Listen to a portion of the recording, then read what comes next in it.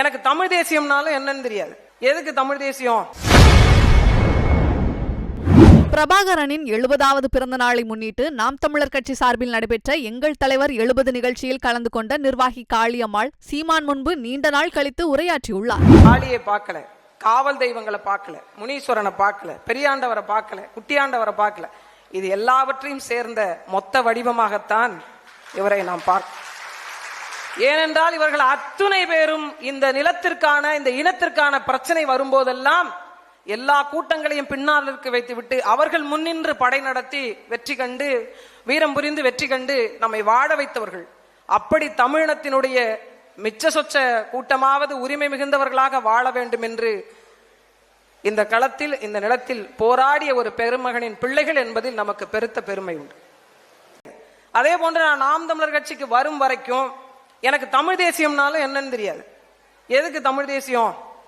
உள்ள வந்த பிறகுதான் உண்மையிலேயே நாம் யாரு, நம் வரலாறு என்ன, எதற்கு தமிழர் நாட்டில் தமிழ் தேசியம் அமையணும் நம்ம நினைக்கிறோம், நம்மளுடைய கலை என்ன, நம்மளுடைய பண்பாடு என்ன, நம்மளுடைய வீரம் என்ன, இவற்றை எல்லாவற்றையும் ஒரு இங்க வந்த பிறகு நம்ம தெரிந்து கொள்றோம்.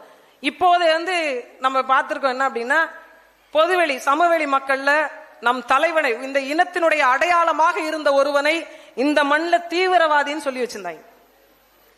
சிந்திச்சு பாருங்க, என் தலைவன் எனக்கு தீவிரவாதியாக மாறி போனார். அப்படித்தான் வரலாறு நம்மிடமிருந்து மறைக்கப்பட்டது.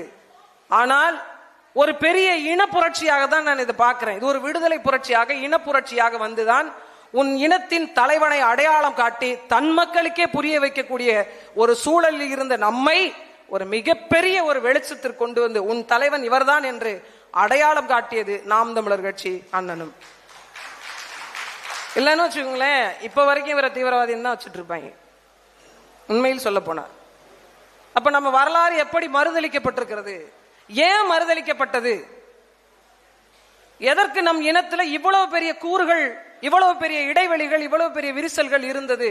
காரணம் என்ன அப்படின்னு கேட்ட அப்படின்னா, தன்னை அறியாதது. செய்திகளை உள்ளது உள்ளபடி தெரிந்து கொள்ள ரெஃப்ளெக்ட் நியூஸை சப்ஸ்கிரைப் பண்ணுங்க.